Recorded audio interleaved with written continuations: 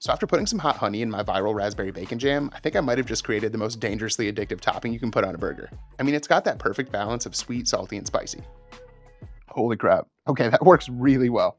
Now we're going to start by dicing up about a pound of bacon and get that cooking over medium-high heat. And we're just going to let that cook for about 15 minutes until the bacon gets nice and crispy. Then we're going to saute some diced white onion and a few tablespoons of that bacon fat, and after about 5 minutes, we can add some espresso and get that stirred in before we add a little apple cider vinegar and some brown sugar. And to pull it all together, we're going to use some hot honey instead of maple syrup, which is going to work really well with the fresh raspberries and all the other ingredients to balance out this bacon jam while bringing a little extra heat. And once the raspberries start to break down, we're going to toss the bacon back in and season the mixture with a little salt and pepper before we stir it all together. Then just let it simmer on medium-low heat and thicken up for about 30 to 40 minutes or until it looks like this. Then we can move on to making the Smashburgers. And I know I get asked all the time if I'm going to open a restaurant or how some of you can try my burgers, so definitely stay tuned because I have 2 really cool events coming up that'll definitely give you that opportunity. And trust me, these burgers are even better than they look in my videos. Now after we get these patties topped off with some cheese and let that melt, it's time to stack these up so we can put this burger together. And I actually got really lucky and found some hot honey goat cheese when I was shopping for the ingredients, so we're going to spread some of that on the bottom bun before we top that off with a bed of arugula and place down 2 of our patties. Then it's time for a generous amount of our bacon jam before we hit the top bun with a little more goat cheese and cap this thing off so we can give it a try.